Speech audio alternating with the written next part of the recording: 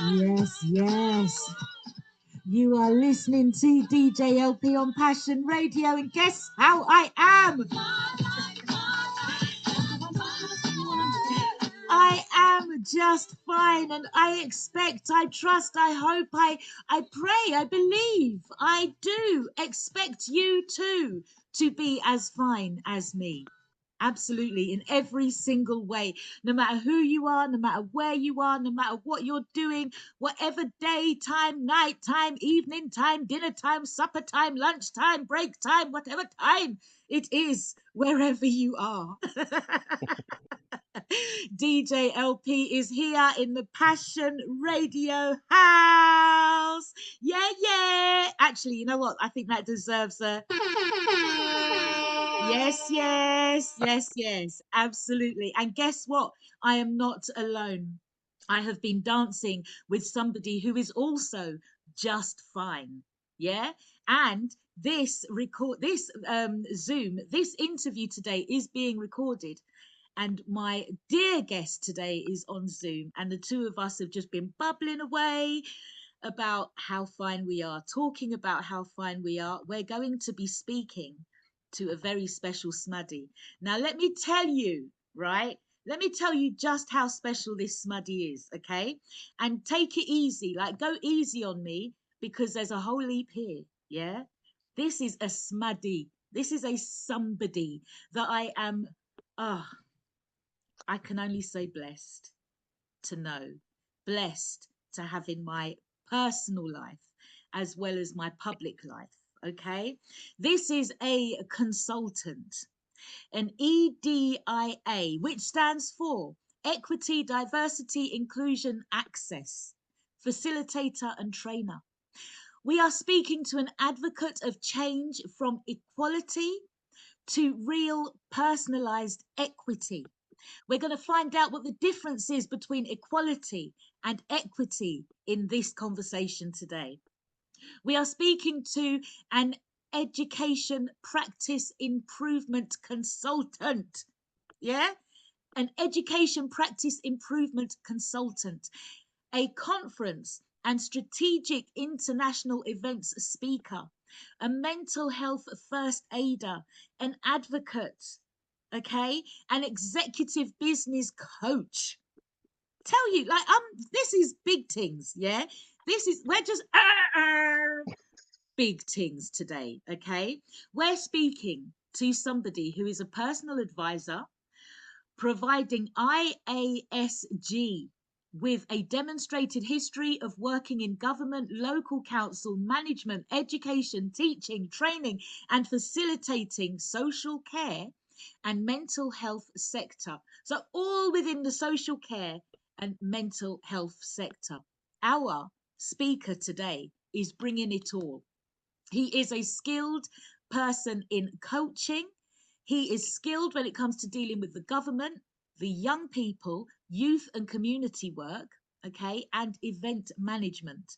Our guest today is a host. He has had his own radio show in the past because he is that good.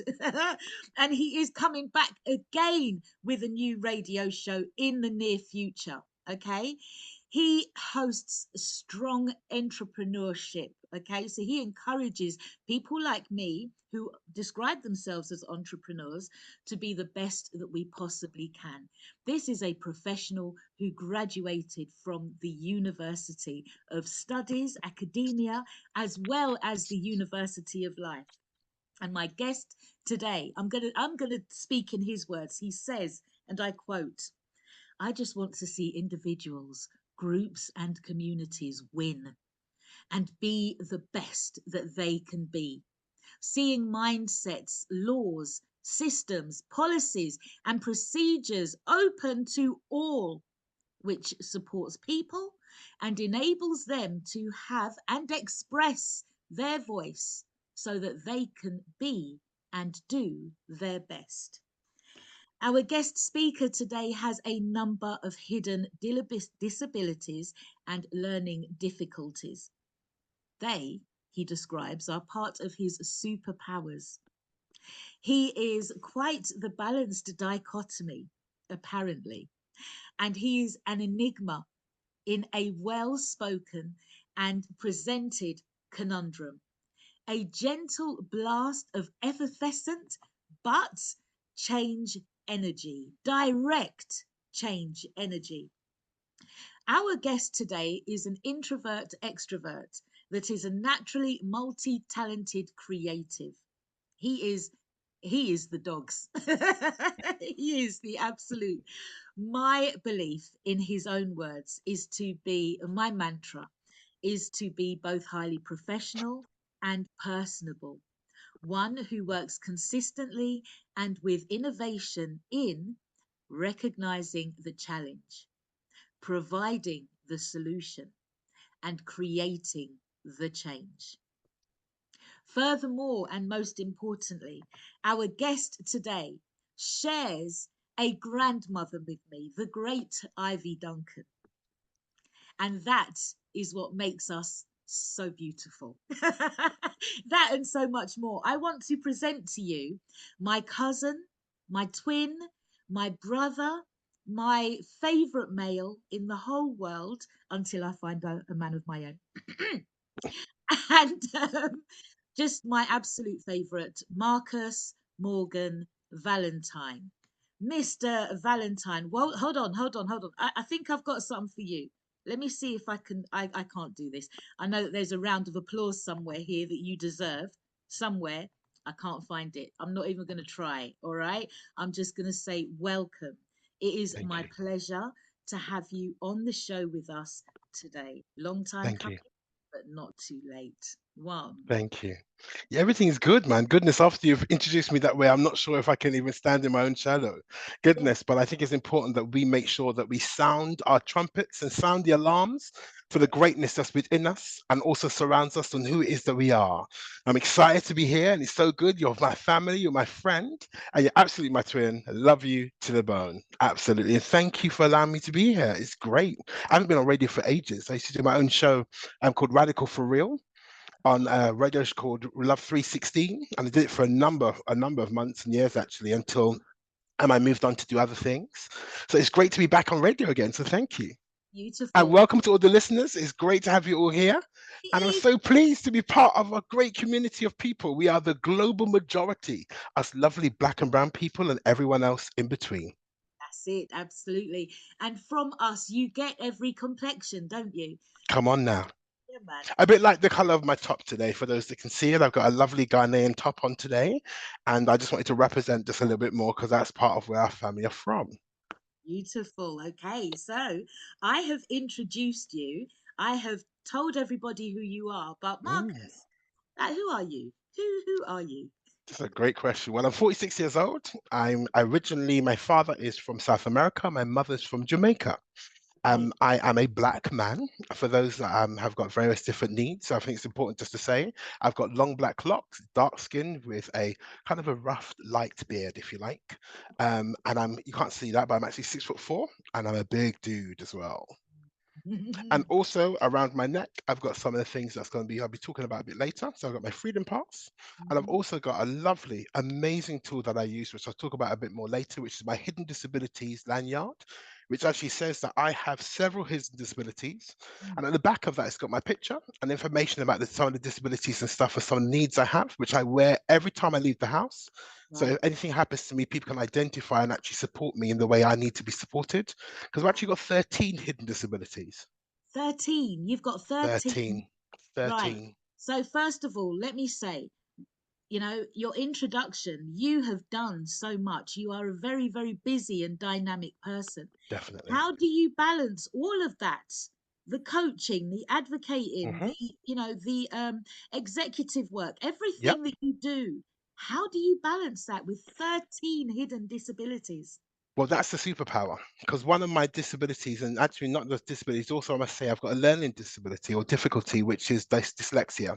And mine manifests in memory processing speed, which simply means if you tell me something now, so just to remind you, if you ask me a question, just ask me one at a time, because you ask me a few, I won't remember one of them. I just won't even Okay. remember it at all. But that also means that I've got an incredible long-term memory. So I'm able to remember amazing details in regards to laws and in regards to things that happen and information and detail. So it helps me to do a lot of things that other people sometimes will find quite challenging. Yeah. So that's the learning difficulty side of thing. But in regard to the disabilities, the hidden disabilities, I've got a number of them. I told you there's 13. Three of them are actually mental health ones, and I'll talk about that a bit later. But some of the main ones which really affect me is the narcolepsy and the cataplexy, alongside some others. And there's like osteomalacia, and there's another one which is called chronic. Yeah, it's a lot. It's a lot. I've got reoccurring chronic costochondritis as well. I've got IBS, which a lot of you would have heard a lot about. I've got other ones as well, which just goes on and on and on. Wow. Okay. And I know as well that you've got acronyms. Our We have a member of the family who also has IBS, and I Yeah. told her she needs to change that acronym. So now it's I be sexy, I be Yep. I'd be super, sweet. I I'd be be sweet, super. I know. I'd be absolutely, spiritual. I be I'd be spirit. super. I'd be amazing.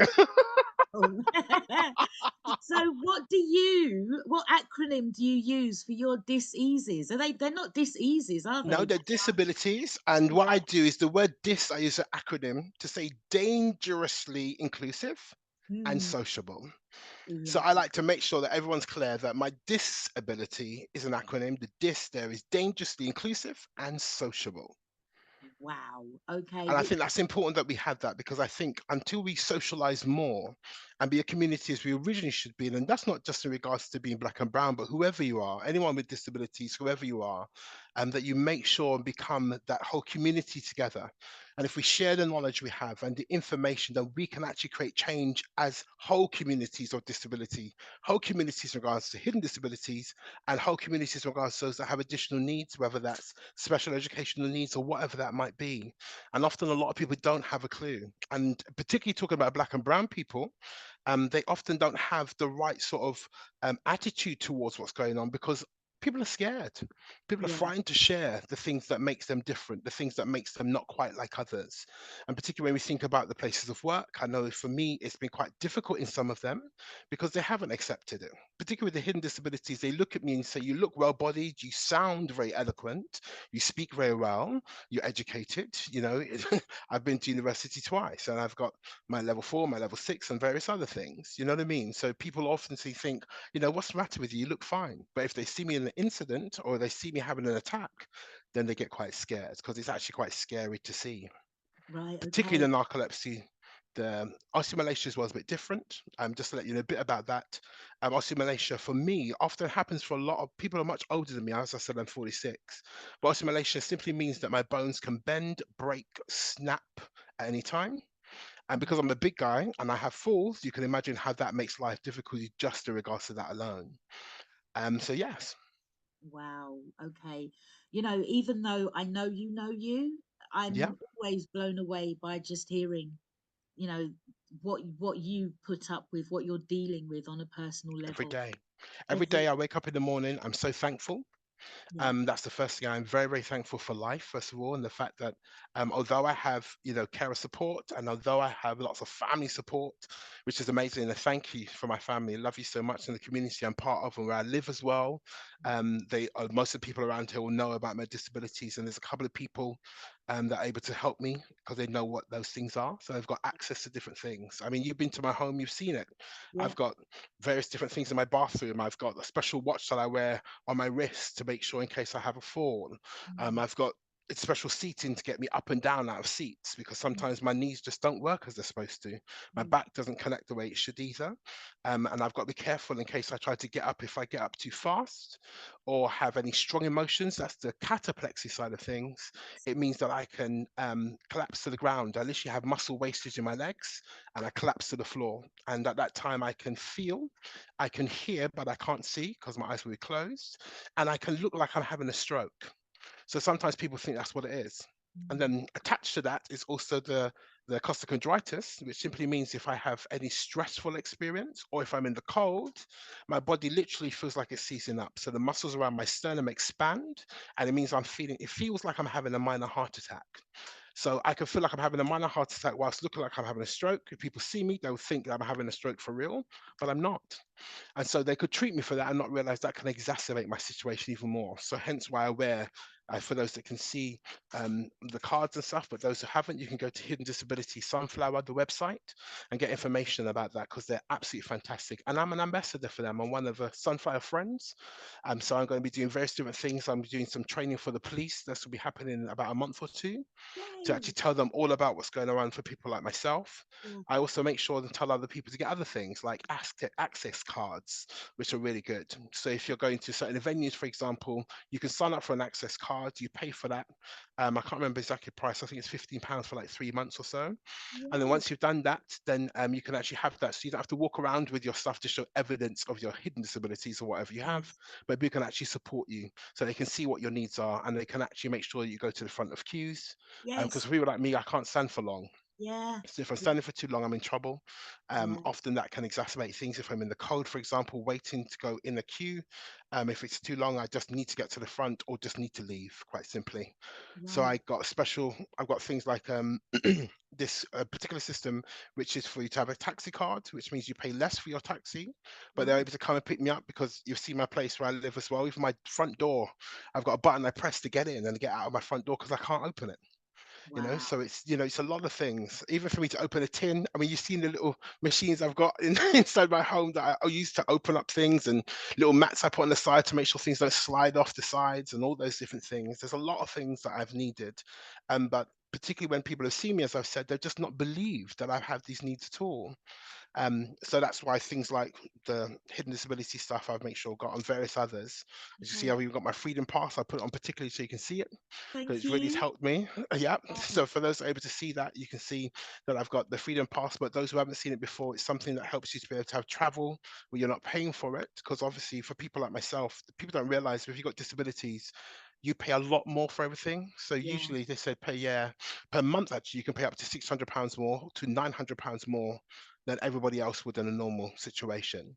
Wow. So you can just jump in a bus or jump onto the train. I have to really plan every single journey that I do, Mm. or contact them, and I sit in a particular space Yeah. so they can, if anything happens, they can know. On my phone, I've got a particular. I love iPhones. If you've got a disability, you can get iPhone. It's the way forward. Trust me, it really Okay. helps because it's easy to be able to navigate through and be able to move forward with. So there's Yeah. so many things that have happened in regards to my life that I've had to adjust and make adjustments, and at the workplace I had to fight for adjustments. Okay. So um hold on, hold on, hold on. Let me just slow you down because you've not always had everything that you've got now, have you? no, I haven't at all, not at all. Right. So So can I've you had to take fight us to for the it. beginning and just kind of explain what life was like before the diagnosis is? Yeah, And yeah, certainly. yeah, take us on that Certainly. journey. Yeah. So I mean, I was born and bouncing 7.7 pound child. It's great. And all the rest of it. But as I continued on in life, my parents started to realize that something was a bit different about me. Mm. So back home in Jamaica, they have something which is called dropsy. It just means you just fall asleep all the time, at any time. And even to get me to get to sleep was quite difficult. And then when I was, it's hard to get me back out of sleep, for example. So my mother, for example, would clap 3 times to get me to wake up. Okay. She would touch on my shoulder in a particular way, and that's the way she was able to try to alert me to waken me up a bit more.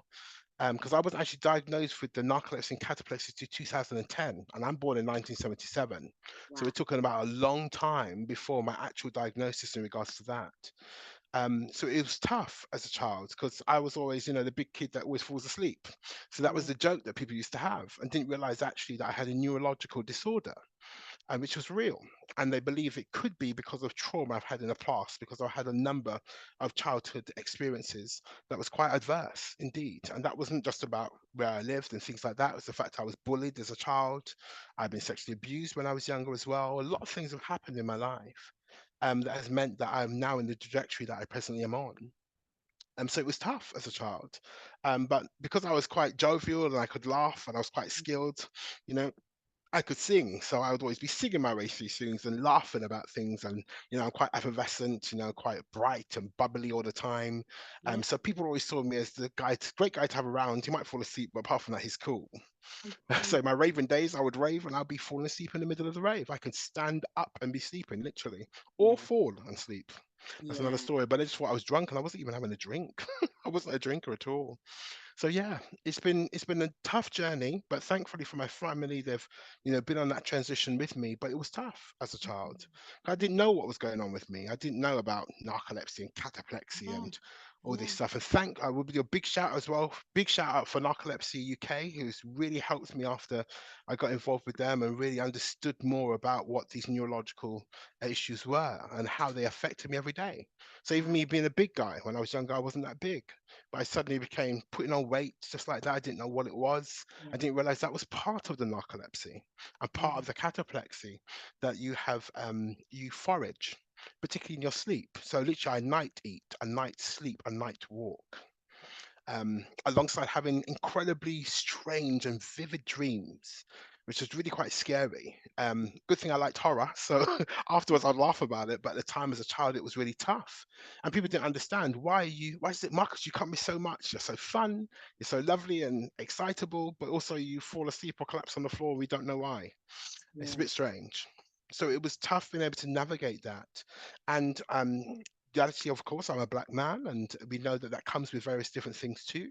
There's a Yeah. sense that we should just be strong and powerful. And because I'm a big black guy, 6'4", when I got older, I got quite tall very quick. I also Right. had something called growing pains as a child, which Mm. meant that in one day I grew 2 inches. So literally my trousers were like halfway. It was crazy. My Oh. friends used to say, looks like you're expecting rain.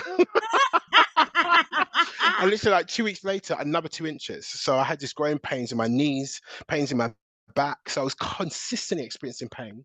And what people don't realize, because the amount of medication I take as well, I am consistently in pain. So I'm talking to you now, I'm not feeling any pain, but that's because I've taken medication to be able to wear that off. Right. And quite Okay. strong medication indeed, actually. Gosh. Yeah. I So, they suppose. just see you, they don't know. Yeah, that's it. You see people and you never know, do you, what's You going on in don't. their lives? And we had a conversation once, and it kind of manifested in the conversation that with all the trauma and everything that you've been through, Mm. it manifests for you through the physical, and for other people, it may manifest through the The mental, the mental. Yep. emotional. And Yeah. that's the complex PTSD, which I wasn't actually diagnosed with until 2019. And Wow. I tried to get my own private mental health practitioner to do that because when I went through the CAMS process, it was tough and they just couldn't understand, the fact I had all these things, how you even managing to be able to manage life. And they Yeah. couldn't understand my buoyancy. So because my complex PTSD did not manifest like other people, most people it manifests in regards to their mental health and how it is that they mentally engage with the world and Mm. how it is they mentally just engage with life itself. But I was just so happy and go lucky and bouncy and everything's lovely. They didn't realize that there was, it's only now actually that they've done a lot of studies around that, around the fact how CPTSD can manifest physiologically Yeah. rather than psychologically. So I Wow. don't have that massive bouts of depression or any of that sort of stuff that a lot of people do experience with the complex PTSD at all. I just literally, my body just gets very sick. Yeah. Literally, so my body interprets the trauma, and I guess it's also because they found loads of cortisol consistently going from my body because I'm constantly in pain. Mm. They realized that that also was going to have effect in regards to my hormonal experience and response to things too. So it's been tough. It's been tough, and the journey has been a long journey and consistently continues. And that's why I do what I do. I advocate for other people because people don't realize that if we don't get the help that we can get, and I'm very fortunate, really, really thankful as well. I've got fantastic doctors. And Right. my doctor is someone that I can email at any time and actually say Mm. what's going on, and he responds because he knows how serious my needs are, and that I was able to afford at the time, and a lot of people can't, to afford a mental health practitioner. Shout out to Caroline Joseph Carty, bless you. You've been such a star. I love Caroline. But there's so many things that I was able to access through my family and getting that support, and through my great relationship with my doctors. But a lot of people don't have that. Yeah. Some people, you wait for a doctor and you don't see them until like a month later sometimes for an appointment. But I can get emergency appointments because how serious my case is. And also, a lot of people don't trust those clinicians. They don't trust the GP. Yeah. And I had to go through the process of doing that so I can get a lot of the things I have for them to refer me on to the different specialists, for me to go to the sleep clinics and all those different places to get the help that I've received so far. Wow. And Okay. also get with the charities as well, like Narcolepsy UK, like there are charities like Hidden Disabilities, Yeah. Sunflower, and the great stuff they do over there, which has helped me no end. Okay. Predominantly in our communities, that Hmm. being the African, although I refer to Africa as Alkebulan, the continent, but Mm, African, Caribbean, Black, hmm. British people of the diaspora, Yeah, typically and traditionally, we don't reach out to these services. no We don't way. know anything about these services. Why is that? I think the issue we've had in the past is that a lot of the people, as in the GPs that we experience, don't have enough time to hear our stories. Our stories are a lot longer than others, Yeah, quite a lot more deep rooted, unfortunately, than some others, you know? I yeah. mean, they're having to deal with things like the fact if you look at my case, I'm falling asleep everywhere, but you're overweight, Marcus. You probably got diabetes. You probably got this. I don't have diabetes. I don't have Yeah, cholesterol. I don't, yeah, thankfully. You know, I don't have the usual things that they would associate with me. I just don't have them. But the ones I have do, they're neurological. That's a very different story. And who wants to know that your brain isn't quite working correctly? Who's going to know that I don't produce hypercretin? And yeah, hypercretin is the hormone that keeps us and experiences wakefulness every day. So without going through those tests, without having, without having the articulation that I'm very grateful to have, through my parents and education and community I'm part of, mm, if you don't have that articulation, you don't have that language, you haven't done the logs to see what's happening in regards to your eating and all those different things. If you haven't done that, and our people often don't do that, yeah, we don't look at our diet, we don't look at the patterns we have in our lives, we don't necessarily check to see what's happened hereditary. And also in our families, we don't tell each other what happened. We don't yeah, share with each other and say, this is in your family, that's in your family. The fact yeah, that I'm neurodiverse, you know what I mean? That's not a language we even have. We don't have a word like neurodiverse in Jamaica or South America. no, That's not a word we have. It's not yeah, there. Do you know what I yeah, mean? We're just different. And mm, you're not the same like the rest of we. You know what I mean? Which means I'm not the same like everybody else. And yeah, that's the difference there. And I think until more of us come forward and talk, then others will never know the true story. But as I said, I've been very fortunate. I've been fortunate to be raised by parents that are very much about being articulate and going and getting the help and support that you need, whatever that might be. But yeah. that's not always something that a lot of people welcome. But we're fortunate. I've had the same doctor. Literally, it was the father and then his son literally. Do Oh, you know what I mean? I've had the wow. same one all this time. But a lot of Okay. people don't have the same doctors. We see different people. So Yeah, there's no yeah, relationship that's built. And if there's no, our people want relationship. We yeah, want rapport. And yeah, that's what helps us to feel more comfortable. So I go to the Black men's meetings. I go to the global majority meetings. I go to them and talk about myself a lot. Um, and they're like, Marcus, you always talk up everything. I said, because if I don't, other people can't get the support. And yeah, then people come and see me secretly, literally call me and message me. And I get messages all the time. Marcus, can you help us with this? This is going on in my family. This is going on with our children, yeah, and it's difficult. I mean, yeah. dyslexia was never something we spoke about before. It Mm, just meant that you're dunce. You don't know what you're doing. But my that's it. reading is brilliant, but I just can't remember anything. So my mum would literally, as a child, she'd say, "All right, go upstairs, and if you look on the left-hand side of the cupboard, if you can get me the blue thing in the blue bottle, please note, I'll go upstairs and forget it was the left hand side where I'm supposed to look and the blue bottle. I'll come back downstairs again, asking the same question. Yeah, So then it would just irate them. But they yeah, didn't know that it was dyslexia. It's yeah. later on I didn't find that. I wasn't actually diagnosed until 2004. Wow. December 2004. I remember I'm born 77. So you Right. can see the years that I've actually been dealing with this stuff and not knowing. And thankfully, I was highly resilient. Not everybody else is. Yeah, yeah. And I think a lot of people just think, oh, well, it's normal, or oh, well, I'll Yeah, just adjust my life around it, or oh, just exactly. shut up and get on with it, get used to it. This is the way it is. Yes. And there's something as well about being a black and brown person, which means often they just see you as someone that you should just get on with it. Yeah, You, because you're we don't fine, know you're better. right, because we're fine, we're highly resilient, you're able to do stuff. When the truth of the matter is, we're dealing with intergenerational trauma anyway. Stuff that's gone in through, not just in regards to psychologically speaking, but on a cellular level, it's been proven what's happened from slave days right the way till now. So for that fact, we already have that to deal with, let alone the additionalities of just trying to be a person and Yeah, a person of color, as they like to say, but I prefer to say someone that's just a black person or whatever the case may be. we're dealing with a lot. So there's a lot of hurdles for us to get over all the time. Yeah. And without having that narrative, we can't know what to be able to move forward with and know that there's help out there and know there's support out there.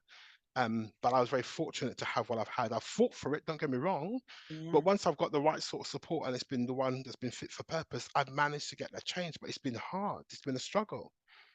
And a lot Wow. of those places don't have the resources. Narcolepsy UK, for example, I want to try and raise money for them because I know that without their support, I probably won't be living where I'm living now because they Yeah. helped me in regards to that too.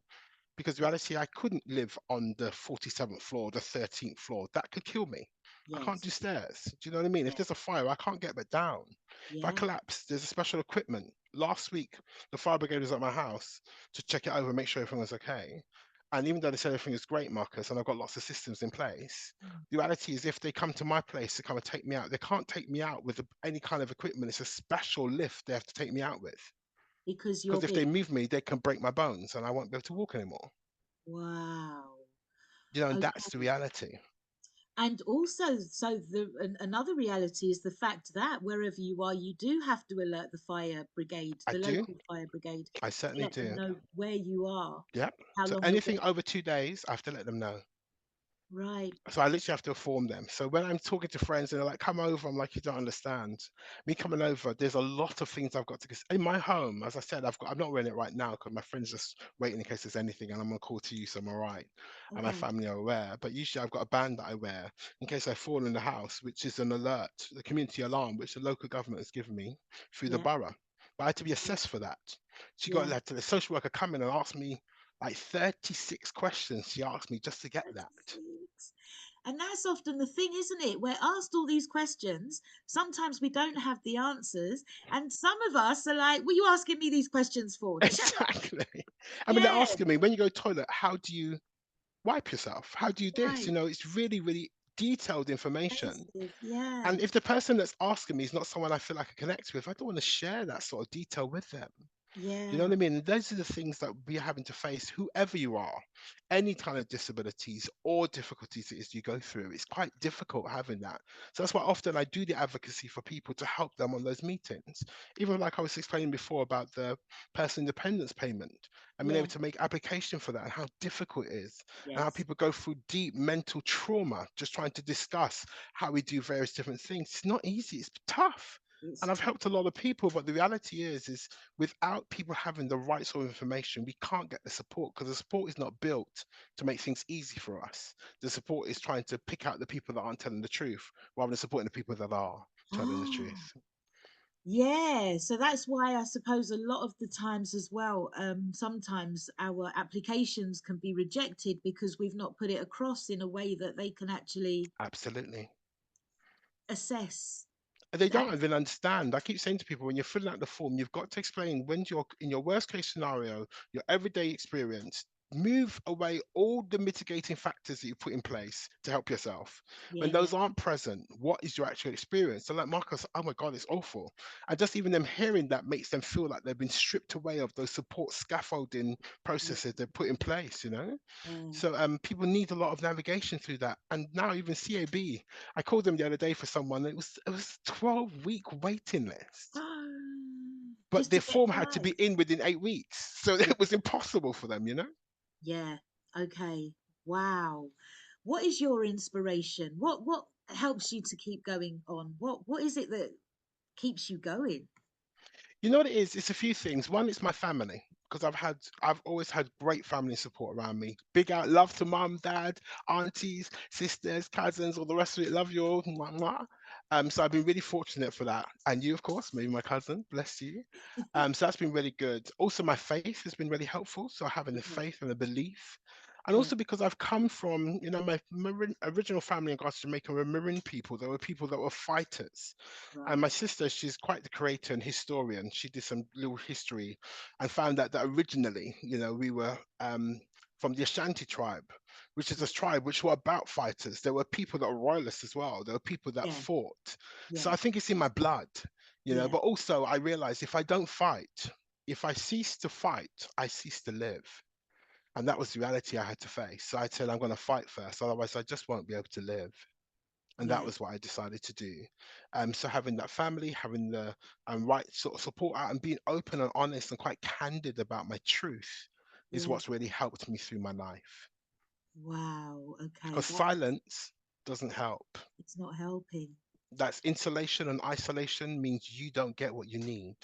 Yeah. Yeah. So it's a bit like a role reversal of time, isn't it? Because there was a time when silence would keep us alive, you know? 100%. Yeah, because if our closest people and furthest away people didn't know what was going on with our lives, and they couldn't run, could tell Master, could they? That's right. Exactly. Right. And you know what? It's interesting you said that, because that's the biggest struggle I find, because innately it's built within us. Yes. Literally, it's been trained within us and drilled within our DNA almost, for Yeah. us to keep stum, keep quiet, don't Yeah. say nothing, keep your mouth shut. That's Children for it. see and don't be, you're supposed to be seen and not heard, and all of Yeah. these different strange things that we've held to, but those things can't continue anymore. And I think what happens, there's different ways to shout. And some is shouting, and other times it's just talking up and saying the truth of what's really going on. Right. And I've Okay. learned to open my mouth. My friends always say, Marcus, you're the one person we know, no matter what, you'll always say help. And I say help every time I need it, because I have to. Yeah. Otherwise, I might not be here. And that's the reality I have to face every single day. And we need to follow in your footsteps in that regards. First of all, I just want to say big up to Lorna, who has left a message on the WhatsApp, not WhatsApp, Passion Radio app.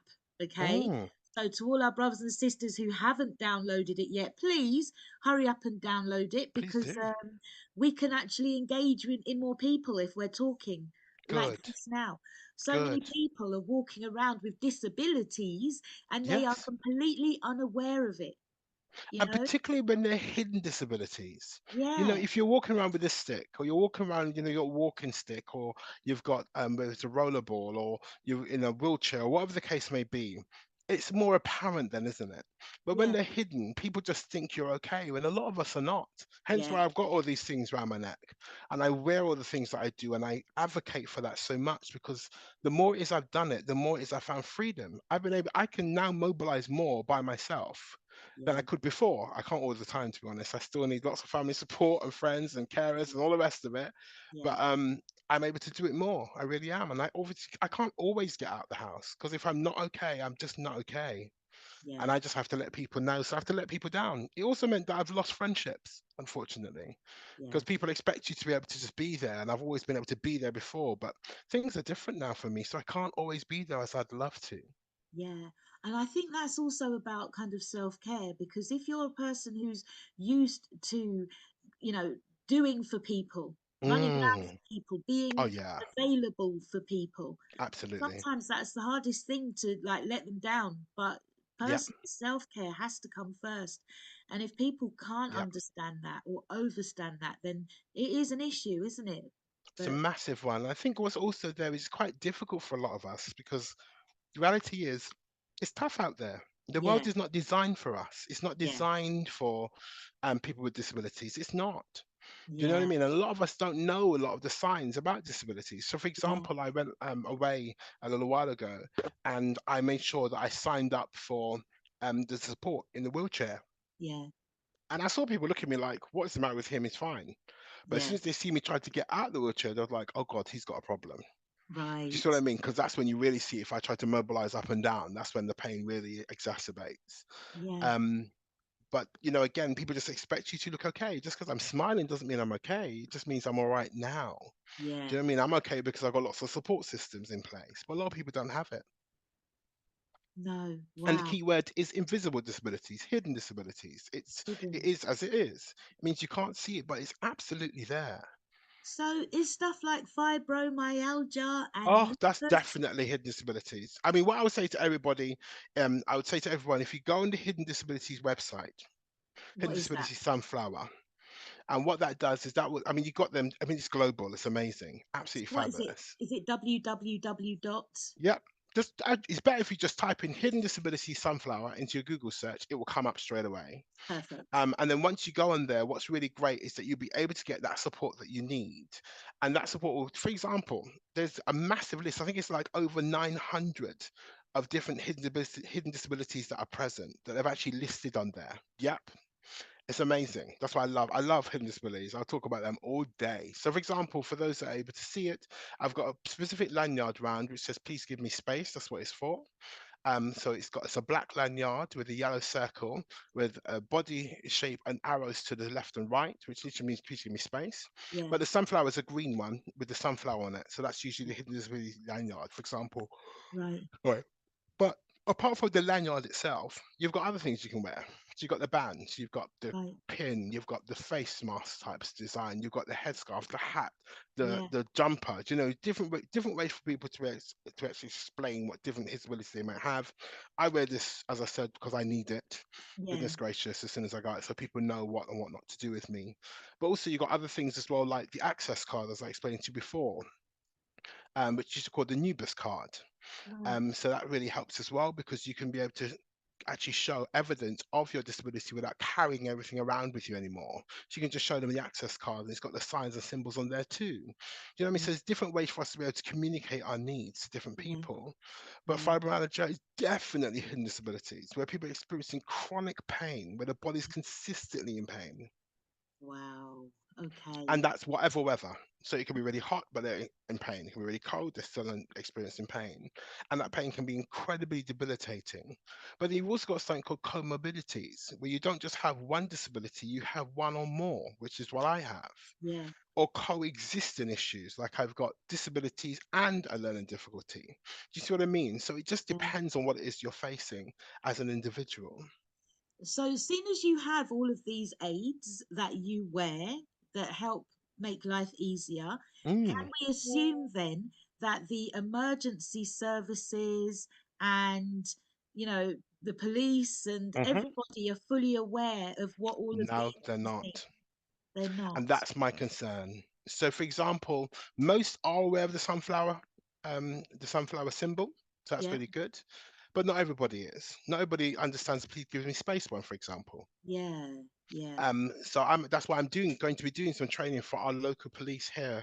I've actually sent the proposal through for them. You know, I'm not asking for any money or anything. I just want people to know what Yeah. it is that we have. I want them to know we've got the access cards. I want them to know that we've got lanyards and we've got head masks and different things. We've got even headbands and stuff and all sorts of different things. Just be able to say we have a hidden disability, see us.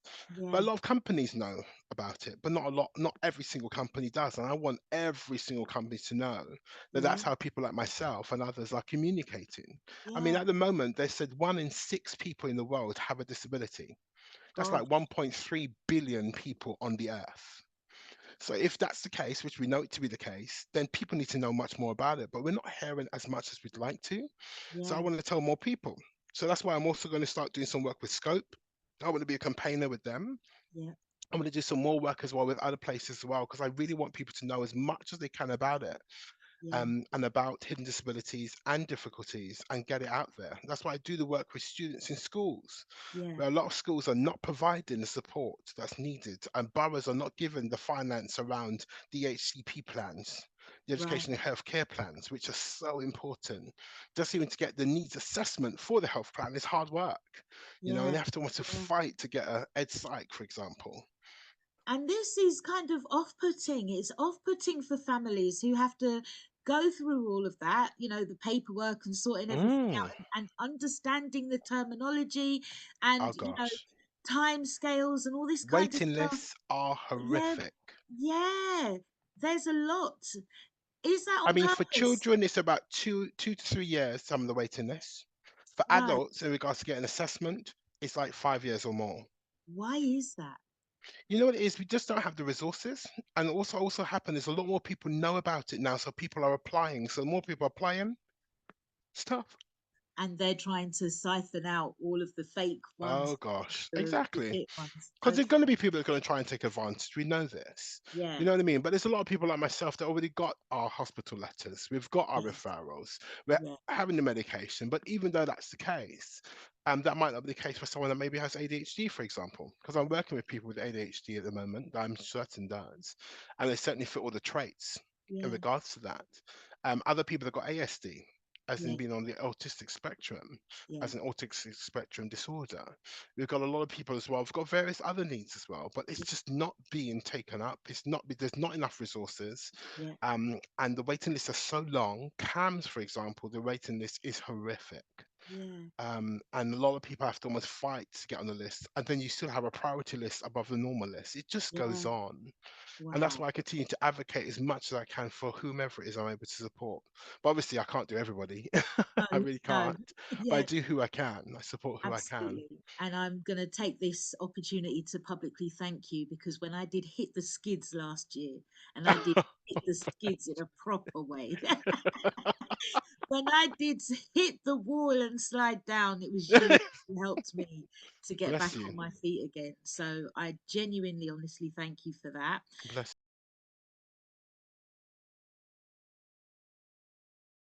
And I am here with my special guest, Mr. Marcus Morgan Valentine, extraordinaire.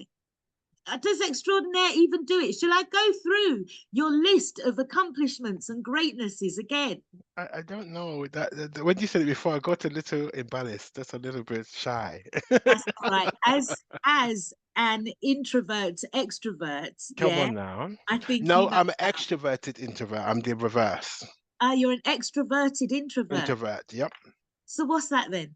Am I So one of what? those? I'm sure I'm one of them. You are indeed. Yeah. So my natural proclivity is to, and my natural proclivity or propensity is to be, oh God, big words. But anyway, can't help it. I'm an academic. What can I say? That's it. But ultimately, it just means that my natural way of being is introverted, but I'm required to be extroverted for various different reasons or different spheres. So I've got the capacity to be, but my natural way is to be introverted. So Right. I like Okay. my own space, my own space, my own time, doing my own things. I don't have to be, the la la la la la of everything, although I'm Yeah. often the la la la la la la la la la of Yeah. everything, because that's Yeah. what I'm called to do. Is hosting and advocating requires me to do that.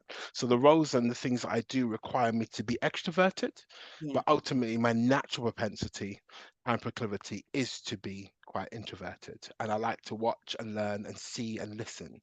Yeah, Yes, and that is why we refer to ourselves as twins, isn't it? Because I'm absolutely.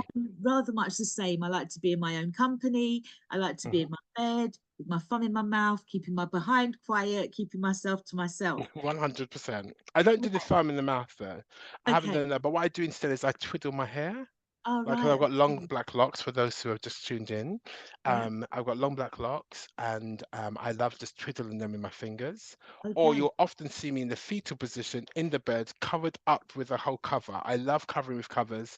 Yes. And for those that have seen my home or been in my home before, you'll know that I'm the home of, I call it the home of Kochman, where you relax. Yeah. So I have loads of cushions. So even in the back, for those that are able to see, and for Yeah. those that can't just describe it, I've got two black cushions you can see at the top there, and two at the side, which are leopard print. But underneath that is like gold printing and all sorts of stuff. I've got cushions galore. On my bed, I've got 19 cushions. 19. 19. Yeah, I really Okay. have. You were talking about twiddling your hair. Okay.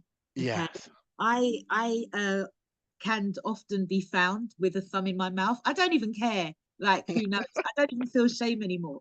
I You realize found that's out often part of your ASD. that's what I was going to say to you. This is Yeah. stimming, isn't it? Yes, it's stimming. These It's called little stimming. things that we do Stimming. Yeah. to, why do we do them? Is it to protect ourselves or is It it, is a what way is of it? self-soothe. It's called self-soothing. Right. The way we Okay. self-soothe is the way that we self-regulate. So everyone does different things. Some people tap their feet, some people tap their sides, some people play with their nails, some people have other ones which are more like stronger ones, which they might pick their skin, pick their nose, pick different parts of their body. They might pull out their hair, which can be quite strong. Yeah. And that's because of what else they may be facing if they feel some kind of harassment or place where they don't feel comfortable or okay. Sometimes as well, it's people that are trying to self-regulate because they feel like there's inner pain that they can't actually exude out. So it could be forms of lower level self-harming. Right. It goes on. There's such a variance in regards to the whole spectrum Yeah. of different things we do because some people suck on it from so much that there's discoloration, there's all kind of growths and stuff. So people go that far. It just depends. Buck teeth as well and all of Yeah, that. all of that. I don't want to do the butt teeth, but it's true. It's true. There's a little raising towards the front of the teeth, indeed. Yes. Yes. Some would call it Hmm. an overbite. An Yes, overbite. they got. Yeah, that is often the word we use is overbite. We don't do butt teeth. We just say Yeah. overbite. Absolutely. So, we was both born in the 70s. You 77, me 78. Like, Yes. like, where was all of this information? Why is it now that it's all kind of exploding? Because so many of our brothers and sisters have been Mm, demonized, they've been hospitalized, they've been yes. imprisoned. They're in mental health institutes, a lot of them, unfortunately, Yeah. or experiencing very strong levels of mental health medication. And that's because people just didn't understand, and because they didn't get the support they needed earlier on, their systems internally began to crash, or they experienced serious mental health episodes because they weren't being supported or understood.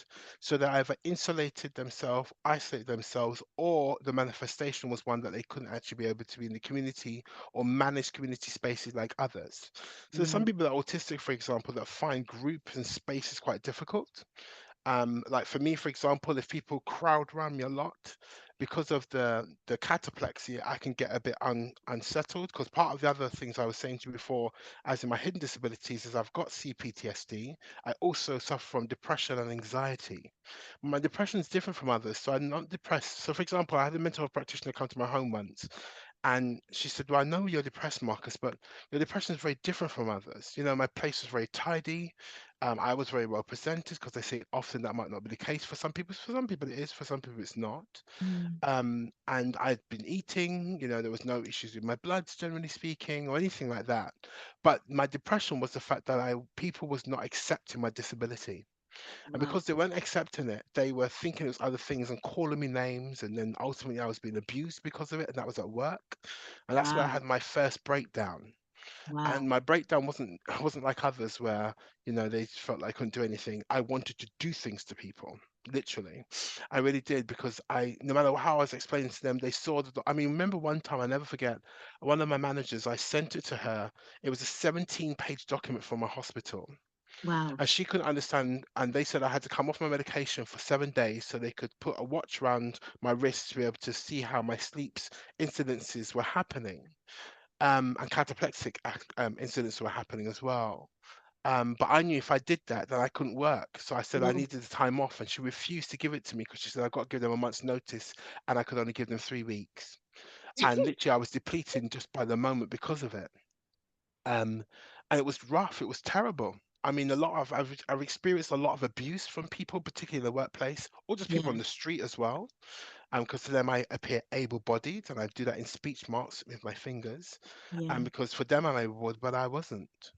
Even today, for example, I went to advocate on behalf of my grandaunt because she's experiencing some serious stuff in regards to her own issues, bless her. And my grandaunt, because she's so lovely and pleasant, everyone's like, she's fine. I'm like, no, she's Mm. experiencing very serious issues. I won't go Mm. into the detail of that because I haven't shared and said that she hasn't given me permission to share that, so I won't say any more. But those that know, know. Mm. But then the person at the reception said, Marcus, just send the email. I said, well, typing for me is quite difficult. Yeah. And he said, oh, you'll be fine. I said, no, you don't know if I'm fine. I have 13 different hidden disabilities. And when I showed him things around my neck, he's like, oh, okay. So you see why some of these things can be really helpful. If I Yeah. couldn't show him my freedom pass and show him my hidden disabilities, several hidden disabilities lanyard, Mm. then he just wouldn't have thought what I was saying was the truth. And Yeah. sometimes even with those things, with the access cards and the Nimbus cards and various other things as well, people just don't believe you Yeah. because it's hidden. They believe it's Yeah. not true. But just because it's hidden doesn't mean I hid it. It just means it's invisible to the naked eye. That's what it really means. And a lot of people struggle with that. So being able to help people to understand. I mean, I was talking to someone else, for example, she has ADHD. And I was also explaining to her that I think it's possible that she has RSD as well, which is rejection sensitive dysphoria. Say that Um, again. rejection RSD, rejection sensitive dysphoria. Uh, Rejection sensitive sensitive. dysphoria, Yeah. RSD, which Which, means that she experiences rejection. If you imagine a Richter scale from 0 to 10, most people experience it maybe on a 3. For someone with RSD, they experience it on a 7 to a 9 to a 10 even. wow. So the level of rejection when they experience it is exacerbated hugely. They experience it manifest. I mean, it's just incredible. And I've worked with a few people with that. And when Wow. I said it to them, they're like, "What are you talking about? I'm not here trying to get another hidden disability." I said, "Often we've got comorbidities. They walk together. They coexist. So ADHD often sits with ASD, for example. Narcolepsy one, it means you've got narcolepsy and cataplexy, or narcolepsy two, just so you got diabetes. A1 and 2 would just be narcolepsy on its own. But alongside that, you might have a weight disorder, or you Yeah. might have an issue with your weight, or maybe binging, for example." Right. Or night foraging, as I often call it, which is what I have. So at Okay. night, I just walk, literally, I don't even realize I'm doing it, and I go and I eat. Yeah. I have found that, through the work that I do with dying, death, and grief, that Mm, everything is often just kind of compartmentalized. You yes. know, instead of looking at the whole picture, which We tells the don't whole do story. holistic work very much again. What we do is we do services are funded through primary need, which means the need which is the most prevalent is the one that's often addressed, not dealing with people from the intersection of their need. So I often speak to people about what their intersection is. Yeah, And the fact, if you do with me at my intersection, which means if you think about it a bit like different places where you all meet on the same road, for example, that's where my intersection is. So if you meet with me and just talk to me about narcolepsy and cataplexy, but don't deal with my depression, anxiety, and CPTSD and my costochondritis, then right. that means I'm in trouble. So you deal with Yes. me in regards to my medication on that side, but what about my medication on the other side? What about my mental health needs? What about my mental health support? What about the fact that my CPTSD does not manifest in regards to my mental health so much, but much more in regards to my physiological needs? So that means I'm more susceptible to sickness and illnesses. So if I get a flu, then that means I literally can't move. Yeah, you're done. Yeah, See what I mean? And if I have a cough, that means it exacerbates my costochondritis. So that means I feel I'm now having a minor heart attack. So if you don't meet with me at my intersection, then you can't help me to support me. And a lot of people kind of look at people and say, just get on with it. But what about people that have got seizures? Or if you have what they used to be called pseudo seizures, they're about to change it to functional seizures now, because it's not pseudo, it doesn't describe it well. You're not planning to have a seizure. Your yeah, body finds that there's no other way to be able to make itself safe almost. And the only way to click out of what's really going on, then your body goes into a mode of a seizure. So most people think that it's something they put on and to make it happen, I make myself have a seizure. That's not the truth. right. Functional seizures, rather than pseudo seizures, are actual seizures which happen with a body, or they call them non-epileptic seizures, NES.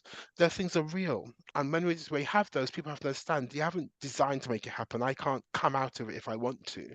Yeah, It's happening because my body needs to shut down because it cannot manage what's actually going on or what it's facing. right. Okay. This is deep, isn't it? It's deep If stuff. some, It really is. if somebody thought that somebody in their family, if somebody listening today Yeah. thinks actually this sounds like Susie, this sounds Yeah. like what's going on with Delroy. What Yes. what can they do? Like, and how do you tell that person? Like, like it's through our conversations that I realize that I'm probably on the spectrum. Yes. But like, how do you bring that conversation up with people, and how do you encourage them to what? Like, how does this work? I think it's about understanding how that person engages with the world.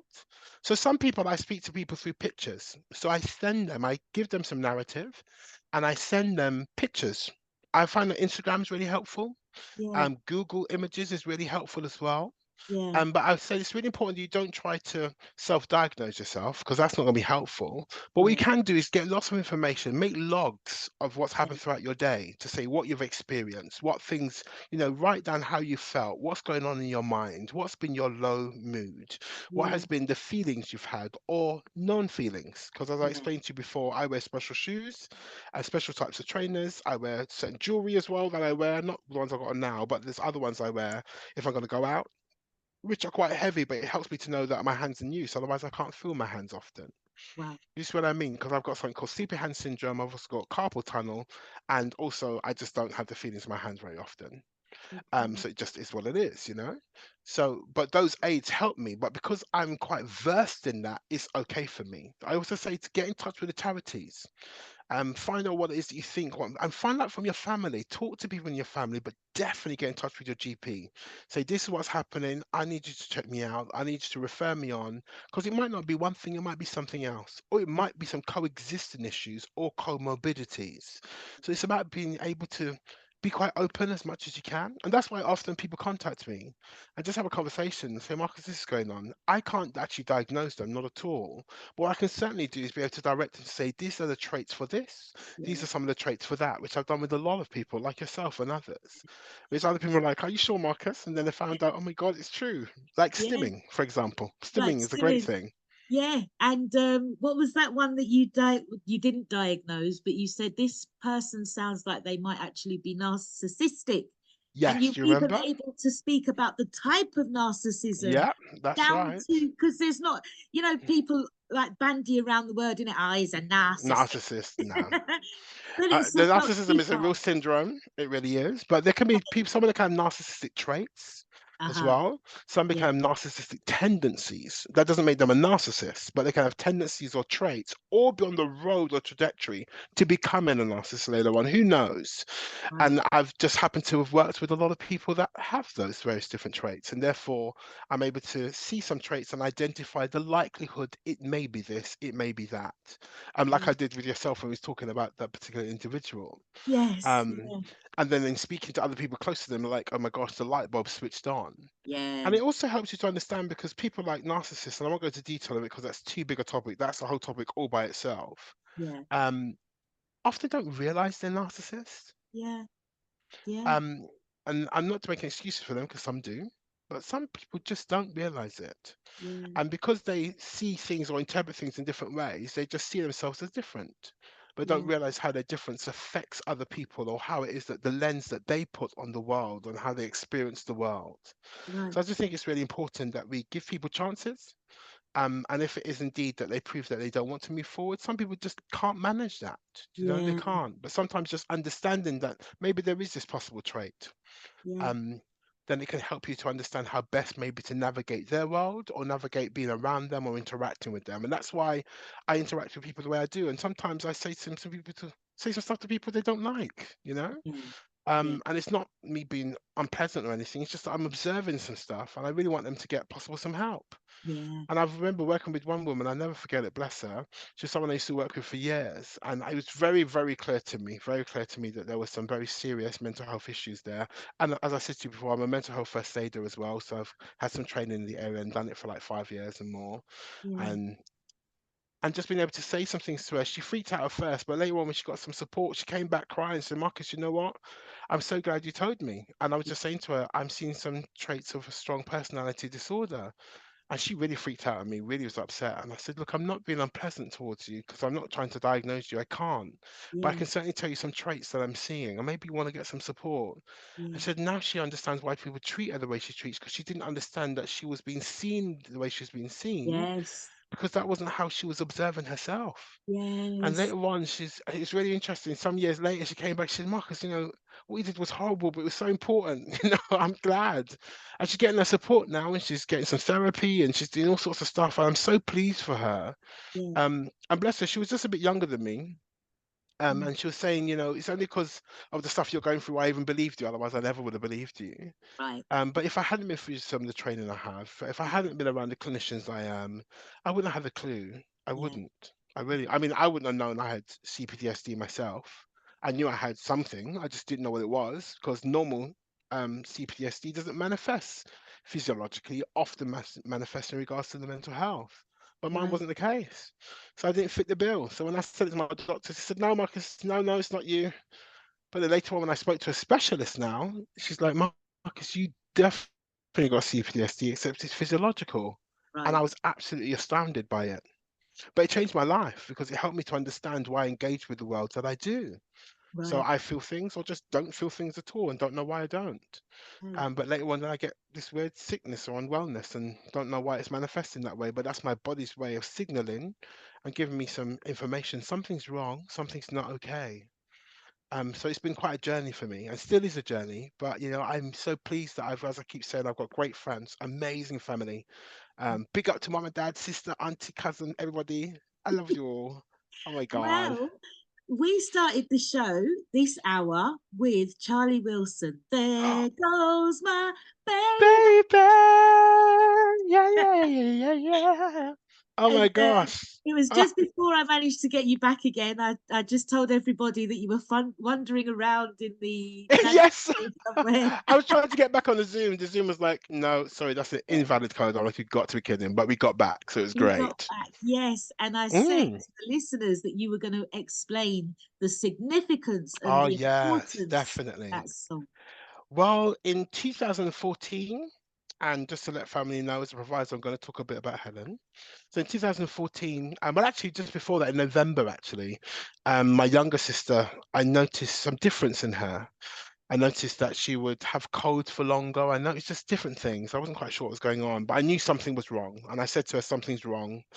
And for those that know me, know that I have a kind of a knowing of things, if I put it that way. Another So I show. just said, yeah, some insight that just happens. It just is what it is. Everyone's gifted in different ways. And I heard something really clearly which concerned me. And then I watched her from then on. And then in January, we had a call, January 21st. I'll never forget that day. I think it was a Tuesday, if I remember rightly. And that was in 2014, where she called myself and also my older sister, Marie, and said that she was in the hospital. I started to explain what's going on. And we kind of just put everything down. I was at work. She was at work. We just left and met her, brought her back home. And then they gave us a call. Basically, long story short, they found out that she had leukemia, an acute form of leukemia. And unfortunately, the month afterwards, she passed away. She was in hospital and didn't return home, literally. And one of her favorite songs was There Goes My Baby. And it's such a beautiful song. So for me, it was really important. After that, I made the decision. Now remember, that was 10 years after finding out I was dyslexic, and 4 years after finding out, as in diagnosed, that I had narcolepsy, cataplexy, and I forgot mild sleep apnea. Got that too. Forgot about that Oh, one. Always forget yeah, about that one. And yeah, I've got so many of them, I forget sometimes. yeah. And I made a decision that I'm going to go on a serious health search, number one, and I'm going to go on a serious search to find out what other things are out there. And that's when I found out all these other stuff about myself and family members and friends and all these different stuff. So I've done the health stuff, hence I've lost a lot of weight. I was like almost 30 stone before. I've gone down Wow. now to I went down to 21 and a half, but in COVID I went up to 23.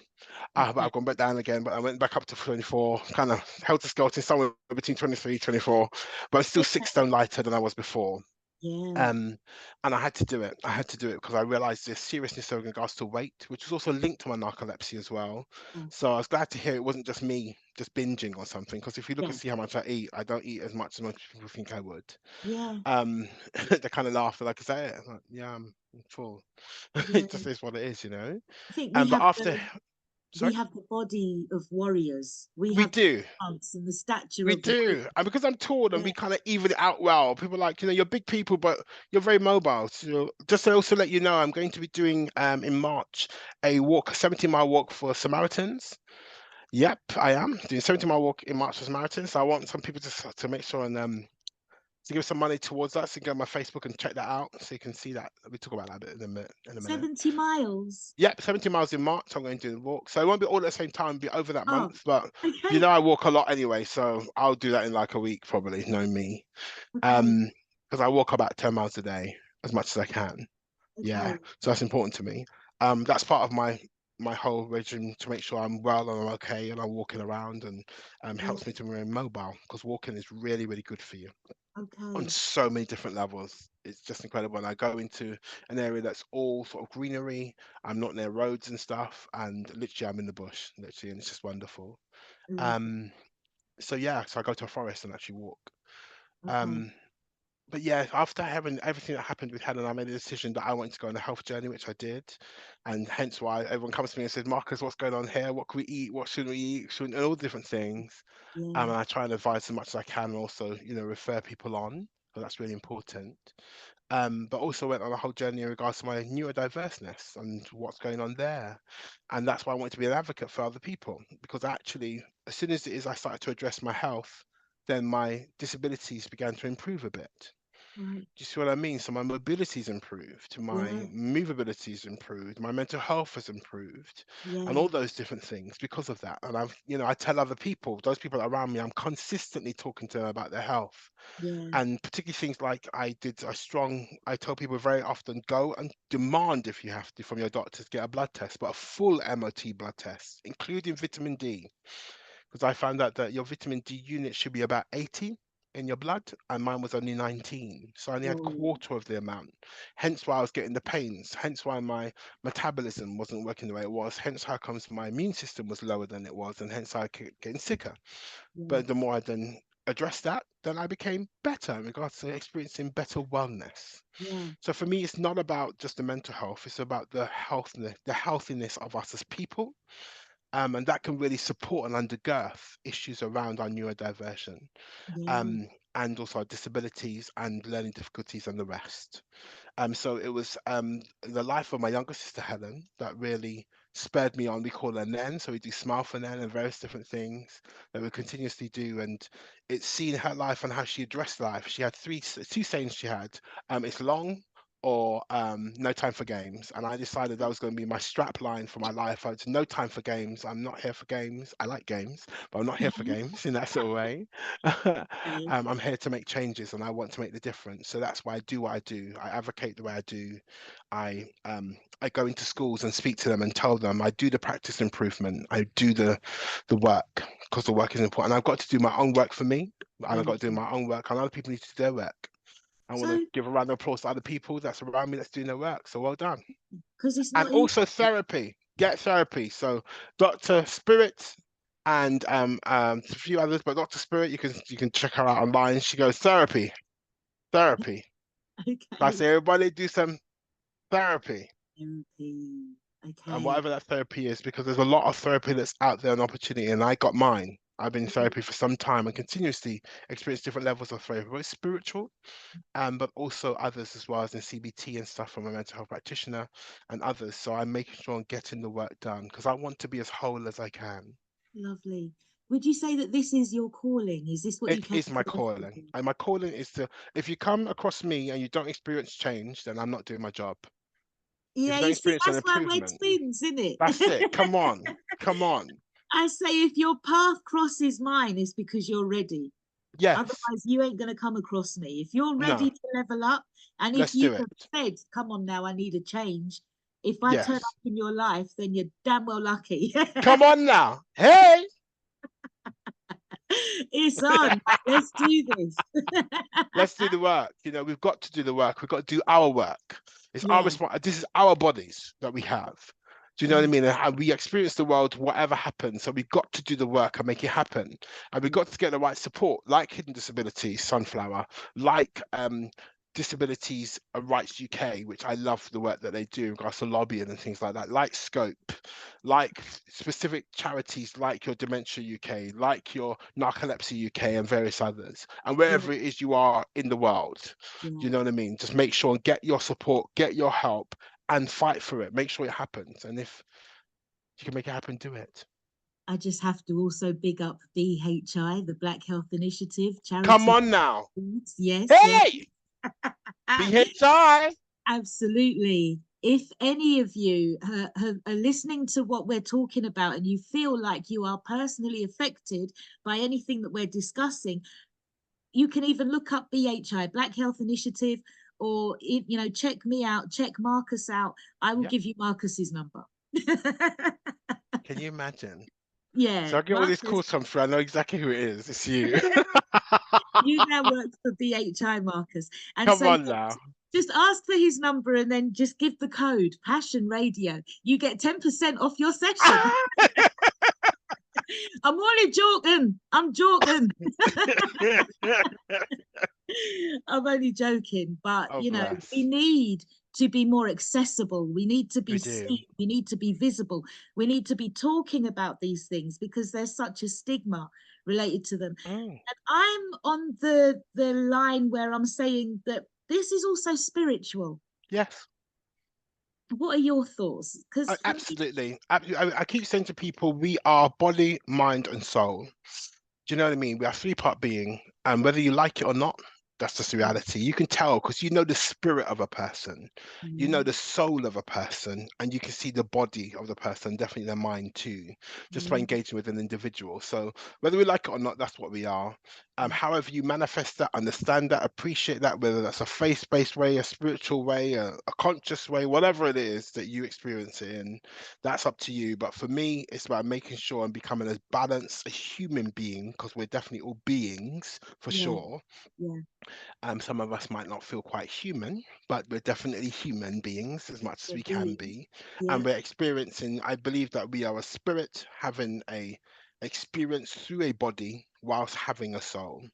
And for Mm, that case, I want to make sure that we have the best experience that we can and come here and do the work we're supposed to do and make sure and have the effect we should have. So we should be affecting and infecting. I mean, we should be infecting processes, procedures, and programs, and we should be affecting people. And that's wow. what I stand by. That's what I stand by. That's part of my passion. That's what I make sure can happen. I mentor people, and that's what I do. And I mentor tough. So if you ever want to be mentored by a really tough person, I'm the guy. Yeah. Um, I don't play. So if you don't Yeah. want to be facing your stuff, don't come to me because you're wasting Yeah. time, and I'll let you know that. You certainly will, and you I certainly will. do. Yes. So, how do people get hold of you? How can we find Yeah, you? so there's different ways to get a hold of me. People that have my number have my number. If you don't, please don't look for my number because my phone's always popping off. You know that it doesn't stop. Good. It It doesn't stop. doesn't literally. So the best way to get hold of me, sorry, oh, forgive me, sorry. Oh, I'm not feeling Daddy, tired, don't worry. But I haven't had my okay. normal nap between my 12 and 2 nap, my usual nap. So I didn't Okay. have one this today, so that's why I can start feeling it a little bit. So I'm good. I'm good. All right. Um, So the best way to get hold of me probably is going to be through my LinkedIn account. So you just type in my name, Yeah. Marcus Morgan Valentine. I'm the only Marcus Morgan Valentine there is, as far as I'm aware. Yeah. You see my picture come up as a black guy with locks, and you can see my detail as the explanation we had in the very beginning. Or you can go to Twitter as well. If you go to Marcus Morgan Valentine slash Total Blessings, that's me. And you see me come up with my nice sunflower and all the rest of it because I'm a sunflower guy. Yeah, yeah. All about hidden Okay. disabilities. Yeah, yeah. So yeah, I'm all for that. So that's probably the two best ways to contact me. And please know I'm not always on those links. Mm, So it might take a little while, but I will get back to you when I can. All right. And if I don't, just keep messaging me back again. Say I messaged you before. And if I yeah. can help, I will. If I can refer you on, then I will. If I can't help, I'll just say I can't. Yeah. But I want to help where I can, but please don't tell everybody because No, you're a lot of people, he's I'm already working with a lot of people already. yeah, you're a secret. Let's keep I your really secret. am. And again, this is not something I do as a paid gig. I don't do it as a paid gig at all. I do it just to be able to help. So that's why I haven't got resources galore. I Yeah. don't, because I just do this to help because that's what I'm about. Okay. So yeah, Can I let's just make it say as happen. well, we started this show with Mary J. Blige, I'm fine. Come What on, that's my track. okay, tell me about that. What does it do for you? Oh my God! It's the fact he talks about when I walk across the mirror and what she can see, and that's what I do. I do think there's someone called Mel that you can see on YouTube. I've got loads of links to all those different people, but she's amazing. And she talks about high-fiving yourself in the mirror. It's Yeah. actually a really powerful tool that we can do. And I do it even this morning, just before I brush my teeth, I high-five myself and say, Marcus, you got this. And what it does, it sends endorphins to our body. There's something called I mean, I call it dose, DOSE. If you just type in to your Google link, D.O.S.E, it speaks about the happiness chemicals that we have, Yeah. which is, the serotonin, oxytocin, dopamine, and all the rest and Endorphins, stuff, yeah. and endorphins. And, we can create those ourselves. There's things we can do within our body. We've also got the endocannabinoid system. I won't go into that. That's another story in regards to restoring health to our body and wellness and being able to heal from within. So there's different things that we can, really click into, if you like. Okay. So I make sure and do those all the time, all the Wow. time, all the Wow. time. There's so much there. There really is a lot out there. If you do the work, it can happen, it really can. And I promise you, as you talk about what I want to do in the future, I'm writing a poetry book talking about hidden disabilities. I'm writing just a book about life, really, and stuff I've experienced as well, kind of like a self-help book as well, particularly for people with disabilities, hidden disabilities, and those who've got comorbidities as well. Can you give I'm us a also poem? planning on writing a song.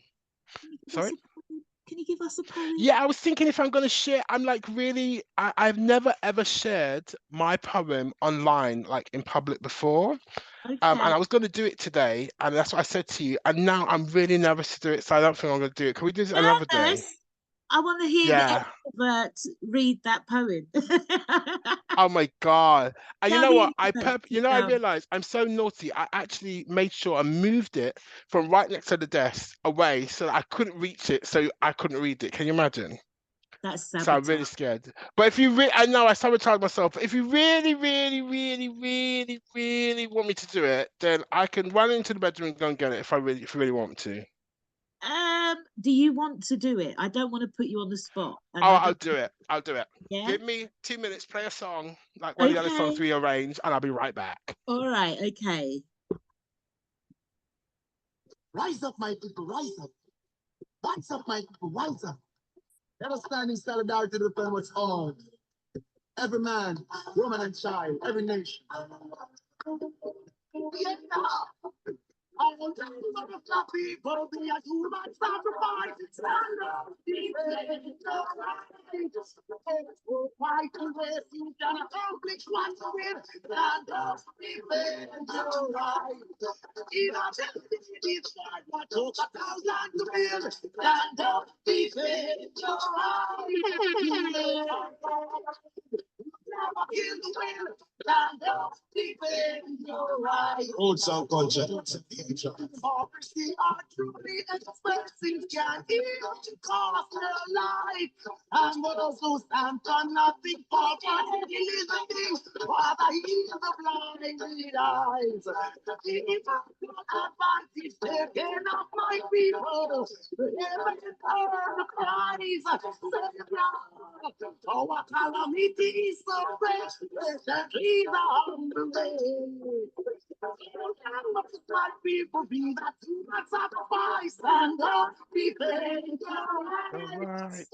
Oh, mighty refuge and accomplish what you will. Stand up, defend your You're rights. right. In a building destroyed what took thousands to build. Stand up, defend your rights. When they conquer our land, they'll never hear the wind. Stand up, defend your rights. You are taking freedom. He's shedding our blood. He's scared of freedom. Yes, yes. How long must our people be the human sacrifice? How long do we have to pay the price? Stand up, defend your rights. That's Buju Banton. That was another song that we chose, which is quite significant for Marcus and I, as Yeah. we are warriors, as we have come to serve the people, ourselves first, but and make those changes on earth. We have come to earth to do this work. We've volunteered, we've elected to be here. And so here we be, doing the work in so many different ways. Mr. Morgan Valentine, Oh, your wow. poem, please. Stand up, defend your rights. Well, I've never ever shared any of this poetry ever publicly before, and I'm a bit nervous. I'm never usually nervous about anything really, but I'm a bit nervous because this is so personal to me. This one, you can see the book, it's like really broken and really, I mean, it's been through a lot. I mean, I Oh, started this book, oh my God, in, oh wow, I'm afraid to even say, 2001. wow. Okay. So Wow. some time ago, really Yeah. was. And this one's called Caged. Every time I stretch out my hand to pick a rose, thorns and thistles prick my finger. But I persevere because I'm caged. Despite how they try to stop me, no matter how they try to block me, I see they loathe me. I'm caged. like a bird with clipped wings, like all the beauty that sings, like Dr. Martin Luther King. He said, too, I'm caged because of my nature, due to my size. But though I'm caged, one day I'll rise up above them like the eagle above the terrible storm. No longer am I caged anymore. I stand as a man, black and strong, statue of ebony, long love poured out upon, but I will overcome despite what they say, because I found the one to help me. I found my way. No longer am I caged, I fly. Oh my gosh, you are so beautiful. Oh, thank you. I wrote that in 2001. Wow. Yeah, Okay, I've never so read it before to anybody. that's just beautiful. Will you be publishing them anytime soon? Yep. So that's part of the stuff I'll be publishing because the case part was about the fact that I didn't understand that I was fall all the time and that I'm a big guy and people don't understand that and I want to stretch and do things, but every time I was just stretching, picking my hand was saying that every time I would get into a deep level of emotion, I would collapse. That was the cataplexy. I didn't know. Yeah, Yeah, so that's what I was talking about. Because at that time, remember, I wasn't diagnosed dyslexic. I wasn't diagnosed as narcoleptic or cataplectic or mild sleep apnea or any of the other disabilities at all. I didn't know what it was, so I described myself a cage because I tried to reach out and I couldn't quite connect with people. I couldn't quite get what I wanted to get or, make things happen the way I wanted to. People never understood me. I was misunderstood. I was judged. I was put into a cage. You're a yeah, big black guy. What's the matter with you? You're fine. I'm like, but I'm trying to rise. I don't know why I can't. I yeah, didn't realize that I was under the weight of neurodiversity at the time. That I was neurodivergent. I didn't know that I was in need in regards to my own needs and wasn't able to have the narrative or the support or the language to be able to support and make the changes. But I'm doing it now and I want to help other people do it too. Let's all rise and no longer be caged under the weight of our problems, but instead the greatness of who we are. wow. Thank you so much for joining us today. And I Thank you. know that the work that you've done, the work that you're doing, the experiences that you've had, and the experiences that other people will have that come to you, right, will just change lives. You will literally have the key to those cages and you'll be opening those doors and just Good, letting people good, be free in their good. own bodies, in their own lives, In their minds too. in their minds. And the thing is, it has a ripple effect because if you've got somebody in your family who's a bit kind of having Different. difficulties, it Yeah, affects everybody else, doesn't it? 100. You know? It's a ripple effect within our community that we need to change. We have to create new ripples. Those are ripples of change, ripples of difference, ripples of acceptance, Yeah, ripples of understanding, and ripples of new narrative. So we yeah. can make these changes. And that's what I want to do. So also next year, my plan is to do a TED talk Oh, about it. I okay. really just want to step out and make the change. So look out. Marcus Morgan Valentine is here to stay and here to do what I've come to do, which is the work I've come to do on this earth. And with the help of you all, we'll make it happen as a community and make the change. Beautiful. I'm so proud of you. I Oh, thank remember the you. day you were born, and I rejoice over your being. Oh, I rejoice over you, my dear. I applaud Okay, thee. okay, thank you. I am going to play us out with another Buja Banton song because we Come weren't on now. supposed to play that one. Yep, yep. Um, I'm so glad we did because these songs that we're playing now, it's all about the music. We are a special kind of people. Come on, come on. So beautiful. So I'm going to play this out. Marcus, will you join us again for another show? Oh my gosh, yes, absolutely. If you all want me to be there, let Passion Radio know. Okay, thank you. And let me know. And then we'll do it again. There's so much more to talk about. There's so much more to be said. Yeah, So I'm what you gonna. playing us out with? Oh my God, in the last few minutes. Okay, maybe we are by Buja Banton. Okay, Wow, wow, take it that's away. deep.